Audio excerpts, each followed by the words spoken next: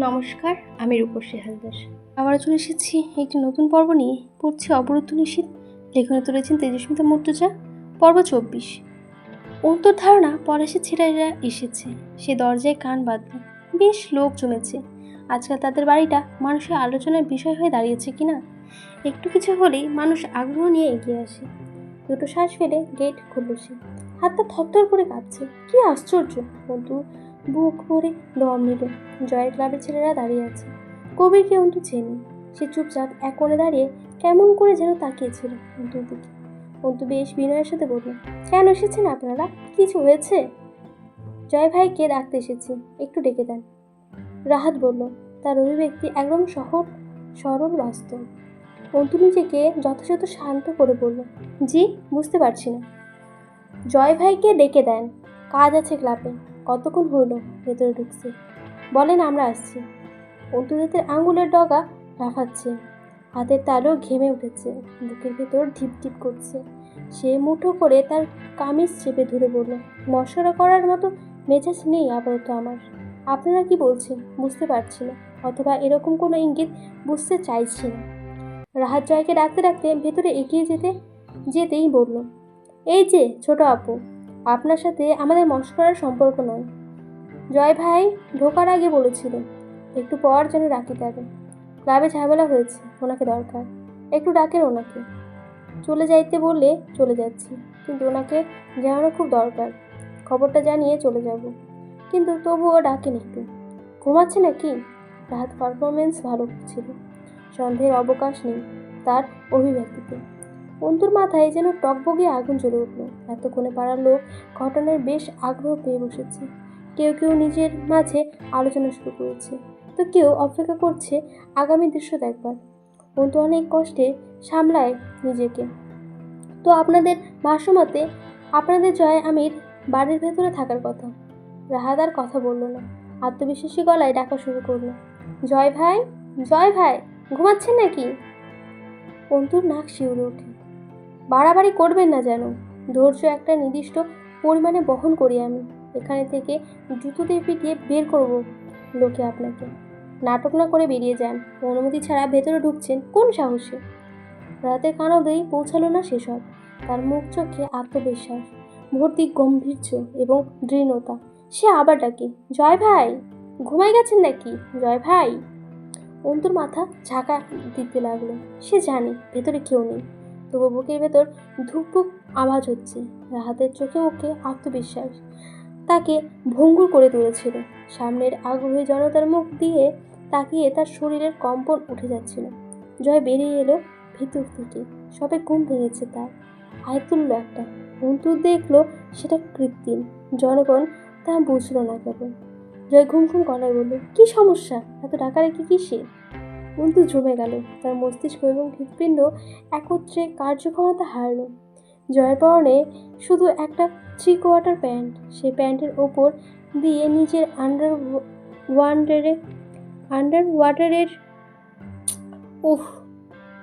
আন্ডারওয়্যারের অল্প কিছুটা দৃশ্যমান হয়ে আছে। নীলচে কালো শার্টটা হাতে ছিল, গায়ে কিছু নেই। তা কাঁধে রাখতে রাখতে ভেতর থেকে বেরিয়ে এসে গেটের কাছে দাঁড়ায় যায়। দেখতে বিশ্রী লাগছিল ব্যাপারটা, এবং তা সম্পূর্ণ নোংরা ঘটনার ইঙ্গিত দিচ্ছে। বন্ধুর মনে হচ্ছিল সে মরে যাচ্ছে। আটকে থাকা নিঃশ্বাসটুকু কম্পিত তরঙ্গের মতো বাতাসে আছড়ে পড়ে। জয়ন্তীকে জিজ্ঞাসা করল, কি ব্যাপার আরমিন? এত লোকের ভিড় কেন? কি হয়েছে? অন্তুর নির্জীব হয়ে উঠল। লোকেরা এবার একে একে নিজেদের মূল্যবান বক্তব্য পেশ করতে শুরু করলো। সর্বপ্রথম অবাক চোখে তাকিয়ে এগিয়ে এলেন পাশের বাড়ির দুজন মহিলা। আরে আরে, এইটা যে ওই মেম্বারের ভাগ্নি না? জয়, ও ঘোমটার তলে খ্যামটা চলে, মানুষে কি আর এমনি কয়? এই যে শোনো হক গলে, আজকাল যা দেখতেছ নতুন কিছু না। আমরা একদিন হেরে বাড়ির যাইয়া ওই পোলারে দেখছি, সেরির মা কত আদর কইরা খাওয়াইতেছিল। ছি ছি ছি, থু, মাস্টারের মাইয়া। হ, আবার মুকুট পইরা বেড়ায়, কাউরে মুখ দেখায় না। ভণ্ডামি দেখছো? ঘরের ভিতরে যদি প্রতিদিন এমন ব্যাটা ছেলা পাওয়া যায়, হে আবার বাইরে এখানে মুখ দেখাইব? দরকার তো নাই। নষ্টামি তো ঘরের ভিতরেই চলতেছে। একজন লোক জিজ্ঞাসা করে মহিলাটিকে, আগে দেখেছেন নাকি ওই চ্যাংড়াকে, মানে জয়কে? মহিলা তাচ্ছিল্য করে একদলা থুতু মাটিতে ফেলে আর চোখে উদ্দেশ্য তার অন্তুর ওপর। দেখছি, মানে ওই মায় তো আব্বা আব্বা কইরা ডাকতেছিল, আবার ঢুকতেই তাড়াতাড়ি বাইর হইয়া গেল। ওর বাপ আইলো, হেই ভিতরে চইলা গেল, কিচ্ছু কইল না। ওই দিনই সন্দেহ হয়েছিল। আবার ওই সেরি যেদিন দেখলাম মুকুশ না পইরাই বাইরেতেছে, ঘুরে বেড়াইতেছে। কিন্তু চোখ বুঝে সজোরে শ্বাস টেনে নেয়। জয়ের ভবিষ্যৎবাণী মিথ্যা হয় না, এক রত্তিও ভুল বলে না জয়। ওই তো গণক হওয়া উচিত। সেদিন পরশের ছাদে হাসতে হাসতে কি চমৎকার করে বলেছিল, তুমি মেয়ে থুতু দিলে আর্মিন, লোকেও তোমায় থুতু দেবে। সত্যি বলছি। জয়ের প্রতি মুগ্ধতায় অন্তুর চোখ দুটো ভিজে ওঠে। অন্তুর একটা লোক এত জেদি, নিজের অপরাজেয়তা, অর্থনৈতিক শক্তির ওপর এত দম্ভ, এত তার কূটনীতি, তার শক্তিও তো অগাধ, বাঁচতেও পারে, মারতেও পারে। সেদিন বাঁচিয়ে এনেছে, আজ মারার জন্য।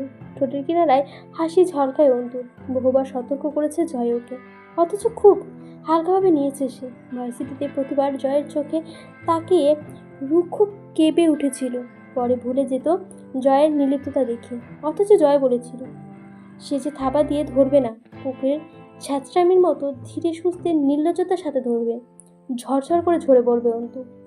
অন্তু অবাক হয়ে সবচেয়ে বেশি তার সবার অভিনয়ে, বাস্তবের চেয়েও বেশি বাস্তব তাদের অভিব্যক্তি। সাজানো পরিকল্পিত ঘটনাকে জীবন্ত করে তুলছে এদের অভিনয়। একা বৃদ্ধ এগিয়ে আসে, ওই শরীরে এক ঘরে পড়ো বাপু, সকল এইসব পাড়াডার বদনাম করবা। ও সেরি, এত দেহি পর্দা করো, তোমার পর্দার ইথে থু ঘরে ব্যাড আছে ইয়া শোয়া রাইখা দিয়া বাপ মায়ের কাছে কোনে ছি ছি ছি ছি, বাপের জন্মে এইসব দেখি নাই। কিন্তু চুপচাপ দাঁড়িয়ে শোনে সবার মূল্যবান বক্তব্য। কেউ কেউ বলছে, এর জন্যই তো কয় দরজা খুললে এত দেরি লাগতেছে কে, সেই কখন থেকে আইসে এই ছোকরাগুলো ডাকতেছিল, খোলে না তো খোলেই না। অন্তুর বিয়ে নিয়ে এসেছে বহু লোক বহুবার, কিন্তু অপমান করতো অথবা প্রত্যাখ্যান, তারা আজকে তাকে ছাড়বে কেন? মহিলা এসে এক থাবায় অন্তুর মুখ থেকে অন্যটা টেনে খুলে ফেলে। বেরিয়ে আসে সদ্য গোসল করা গামছাটা মোড়ানো ভেজা মাথাটা। সকলে সেকেন্ড কয়েক হা করে হিসেব মেলায়। এবার তারা দৃঢ় বিশ্বাস ফেটে পড়ে। চমৎকারভাবে প্রমাণ হয়ে গেল তাদের কাছে অন্তু নৌরামি। এতক্ষণে সন্দেহ ছিল তাদের, এবার আর রইল না। নষ্টামি করে লাং শুইয়ে রেখে আবার গোসল করে বের হয়েছে, গুঞ্জন উঠল। ওহ, তাহলে কুকাম করে লাংরে বিছানায় শোয়া রেখা ফজর গোসলে ঢুকছে মাগি। এরপর এখান থেকে বাড়াইয়া আইছে। ওরে ছি ছি, রব উঠল মন্তব্যের। অন্তত মোড়ানো গামছাটা মাথায় রাখতে চেয়েও তাও পারল না। মহিলা টেনে হিঁচড়ে খুলে ফেলে গামছাটা, পিঠ বেয়ে ছড়িয়ে পড়লো ভেজা চুলগুলো। কাঠের মূর্তির মতো দাঁড়িয়ে রইল অন্তু। সে অবাক হচ্ছে, তার প্রতি প্রতিক্রিয়া আসছে না, কান্না পাচ্ছে না। জয় একটা সিগারেট ধরিয়েছে, ধোয়া গিয়েছে। অন্তু না তাকিয়ে টের পায় জয়ের চোখ দুটো হাসছে, কেলানোর মতো নাকের পাটা দুটো ফুলে ফুলে উঠছে, আবার ভ্রু জোড়া আতঙ্কের পুরো হয়ে উঠছে। জয় খারাপ, কিন্তু কিছু করার পর খুব সজল হয়ে ওঠে, যেন সে খানিক জীবন শক্তি পায়। তার খারাপ হওয়ার পেছনে কোনো কারণ নেই, সে খারাপ তাই সে খারাপ। অনেক লোক জমেছে, খেলা দেখছে। এক বৃদ্ধা এবার হৈ হৈ করে উঠল, ওই ওই ওই, তোমরা কি এমনি দাঁড়াইয়া ওই মাকে ঢং দেখবা? চুল নাক কাইটা বাইর করো, ওইসব বালাই দাও, বালাই দেশ দেখাও। কেউ কেউ পরামর্শ দিল, শরীরেতে বিধান অনুযায়ী বাহিচারের শক্তি শাস্তি মাটিতে গলা অবধি পুঁতে 80টা বেদঘাত। অন্তু তাদের আলোচনা খুব মনোযোগ সহকারে দেখছিল এবং শুনছিল। অন্তুর দিকে তাকায় জয়, চোখাচোখি হলো দুজনের, কিন্তু চোখ দুটো হেসে উঠল। সে যে কেউ দেখতে পাবে সেই হাসি, তরল রক্তের মতো কিচকিচ করছিল, চিকচিক করছিল সে হাসিটি অন্তুর চোখের তারায়। পুরুষ এবং কলঙ্ক এ দুটো শব্দ একসাথে হয় না কখনো। কলঙ্ক শব্দটি নারী সত্তার জন্য প্রযোজ্য কেবল। পুরুষ কলঙ্ক বইতে জন্মায় না জগতে, তারা স্বাধীন, তারা আনমন, কলঙ্ক বিচ্ছিন্ন। একই পাপের মণ্ডল পুরুষ ও নারীর জন্য ভিন্ন হয় এই সমাজে। নারীর মসৃণ চামড়ার রং বরং কলঙ্কের জন্য অনুভূতি পর্দায় লেগে থাকে। নারীর কলঙ্কের জন্য এবং নারীর কলঙ্কের জন্যই চুম্বকের মতো আকর্ষণীয়। একটা নির্দিষ্ট দূরত্বে দুজনকে আনলো, দুটো ছিটকে এসে পরপারের দেহে লেপ্টে যায় চিরতরে। জয়ের ক্ষমতা অসীম, তার দিকে আঙ্গুল তোলার সাধ্যি কারো নেই। তারা অন্তর্দোষের কলঙ্ক অন্তর্গায়ে এবং জয়েরটুকু একসঙ্গে অন্তর্গায়ে ছিটিয়ে দিচ্ছে। মৌলভী সাহেব এলেন, সব শুনলেন, সব কিছু শুনে চুপ রইলেন। হামজা এসে বসেছে, তাকে চেয়ার দেওয়া হয়েছে মৌলভী সাহেবের পাশে। অন্তুর খোলা চুলগুলো শুকিয়ে গেছে। আজ সবাই পরাণ ভরে অন্তুকে দেখছে। মাস্টারের মেয়ে সেই ছোট্টবেলায় দেখেছিল সবাই, তারপর বহু বছর আর দেখেনি কেউ। অথচ মাস্টারের মেয়ে যে ঘোমটার তলে তলে নষ্টামি করতো, তাকে কেউ আন্দাজ করতে পারেনি। কতবার তারা মাস্টারকে বলেছিল ভার্সিটিতে না পড়িয়ে বিয়ে দিয়ে দিতে। মাস্টার দেমাগ বেশি ছিল না, আজ পণ্ড হয়েছে তা। পাড়ার পুরুষেরা মন ভরে দেখল অন্তুকে। ফর্সা শরীরে খয়েরি রঙা ঢিলা ঢালা সালোয়ার কামিজ, ওড়নাটা গায়ে আছে কোনো মতো, উস্কো খুস্কো লম্বা লম্বা চুল পিঠে অবলিতভাবে ছড়ানো। হামজার পরনে সাদা ধবধবে পাঞ্জাবি, মেয়র সে। তার মুখটা কঠিন। মৌলভী সাহেব বলবেন, যেহেতু অবিবাহিত নারী পুরুষ ব্যভিচারে লিপ্ত হয়েছে, সেই হিসাবে শরীয়তের বিধান হলো দুজনকে দোড়া মারো, মরে গেলে গেল, বেঁচে থাকলে পাপমুক্ত। একে অপরের দিকে চাওয়াচুয়ি করে লোকেরা। ওইসব আগের কথা, আগের কালে দেখা যেত, এখন এসব উঠে গেছে। মানুষ প্রকাশ্যে অকাম করে বেড়াচ্ছে। তবু পাড়াটা তো আর বোর্ডিং বা হোস্টেল না। সবার আলোচনা একই রকম, তারা এর একটা ভিত চায়। আর তাছাড়াও সকলের মাঝে একটা চাপা ক্ষোভ বোধহয় জয়ের জন্য কাজ করছিল। জয় খারাপ তাই সবাই জানে, সবাই, অথচ ভয়ে কেউ মুখ খুলতে পারছে না, বোঝাতে চাইল না কিছুই। অন্তু আকাশের দিকে তাকায়, কয়েকবার প্রাণ ভরে আব্বুকে ডাকলো। কোনো সাক্ষ্য প্রমাণ প্রয়োজন হয়নি তাকে বেভিচারী বলার জন্য। জয়ের ঘরের ভেতর থেকে বেরিয়ে আসা আর অন্তুর ভেজা চুলই যথেষ্ট। আব্বু আসবে বিকেলে বা সন্ধ্যায়, অন্তু চায় তার আগেই তাকে মেরে ফেলা হোক।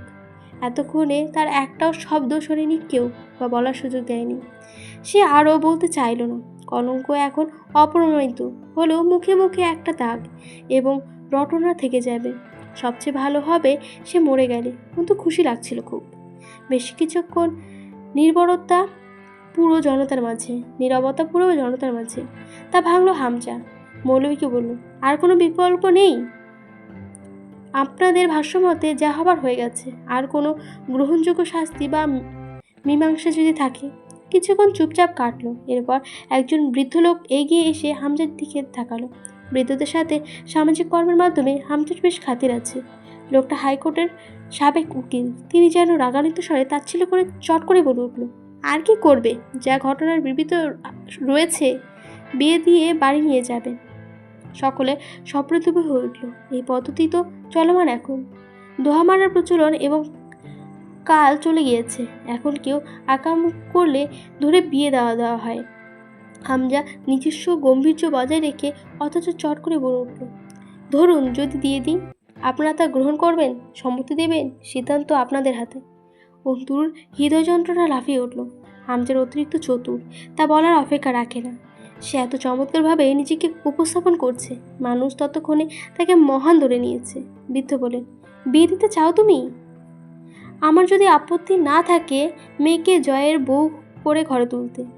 যা করেছে জয়ের সাথেই তো করেছে। আপনাদের মতামত কি? অন্তু মাথাটা ঝিমঝিম করে উঠল। সকলের মাঝে গুঞ্জন উঠল। মনে হলো বেশ পছন্দ হয়েছে বিষয়টা সবার। জয় গর্জে উঠল হামজার কানে, পাগল হয়েছে তুমি? এই শালীর মেয়ে গলায় দড়ি দিয়ে মরবে, তবুও দেখে যাচ্ছে আমায় কবুল বলবে না। আমি ওরে বিয়ে করতে পারবো না, ওর সাথে আমার পোষায় না। আমার ওর মাঝে বিশাল ঘাপলা আছে, মাঝে কাহিনী জটিল। এসব বাদ দাও, অন্য কিছু করো। হামজার কানে গেল না সেসব। ও হুড়মুড়িয়ে মৌলভীর সামনে যায়। হুজুর, আমার কিছু কথা বলার আছে, আমার কথাটা একবার শুনুন। আমি উদ্ভ্রান্তের মতো ঠকিল মেয়েটা। আমি কিছু কথা বলতে চাই। মৌলবী অপ্রস্তুত হয়ে পড়ে। অন্তু অনুমতির অপেক্ষা করে না। বিশ্বাস করুন, এমন কিছু হয়নি। যা দেখেছেন আপনারা সব চোখের ধাঁধা। মানে আমি বোঝাতে পারছি না ব্যাপারটা। আপনারা যা দেখতে পেয়েছেন, যা দেখতে চাওয়া হয়েছে, আপনারা তাই দেখেছেন। আসলে এমন কিছু হয়নি। কৌশলের কাছে হেরে গেছেন আপনারা। এভাবে নিখুঁত একটা ট্রিক খাটানো হয়েছে। কারো কানে গেল না অন্তুর ভারী স্বরের কথাগুলো। অন্তু শিক্ষিত, মার্জিত যুক্তিতর্কের কথা হিতে বিপরীত কাজ করতে শুরু করলো। অন্তু থামে না, বলে চলে। জয় আমির আমাদের বাড়িতে কি করে ঢুকেছে সে ব্যাপারে বিন্দুমাত্র ধারণা নেই আমার। আমি গোসলে গিয়েছিলাম, তাই গেট খুলতে দেরি হয়েছে। জয় আমির ভেতরে কি করে আসলো সেটা অস্পষ্ট আমার কাছে। উপস্থিত জনতা বিরক্ত হলো। তো কি চাইতেছো? মানে এইসব নাটক দিয়া কি বুঝাইতেছো? এইটা কও। এই শরীরে কেউ ধরেন তো? অন্তু গর্জে উঠল। আমি কোনো পাপ করিনি। আমি বিয়ে করব না। আপনারা জুলুম করছেন আমার উপর। ধপ করে একলা থুতু এসে মুখে পড়ে অন্তুর গলার কাছে। জয় অসন্তুষ্টিতে চোখ বুজে ফেলে। ইস, অল্পর জন্য থুতু মুখে লাগেনি। আর একটু ওপরে ফেলেই মুখে পড়তো থুতুটুকু। অন্তুর ছেঁড়া থুতু জয়ের জলের উপর দিয়ে চোখের কিনারায় ঘেঁষে লেগেছিল। মহিলাটা ঠিকমতো থুতুও দিতে জানে না। মহিলাটাকেও কিছু অশ্রাব্য গালিগালাজ করলো জয়। বাপরে, পর্বটা! ইস, উফ, মানে কি বলবো আমি আমি পড়ে শকে আছি আপাতত। কেন যে করলো জয় এরকম? মেয়েদের গায়ে কলঙ্ক লাগলে সে কলঙ্কের দাগ সারা জীবনেও ছাড়ে না। অন্তু যে কেমন করে সামলাবে নিজেকে। তারপরে বলছে জয়ের সাথে বিয়ে দেওয়ার কথা। যদি বিয়ে হয়ে যায় তাহলে শেষ, গল্পটা পুরোপুরি চেঞ্জ হয়ে যাবে মনে হয়। আপনাদের কি মনে হলো অবশ্যই জানাবেন। ভালো লাগলে অবশ্যই লাইক কমেন্ট সাবস্ক্রাইব করে দেবেন। আসছি আজকে, ধন্যবাদ।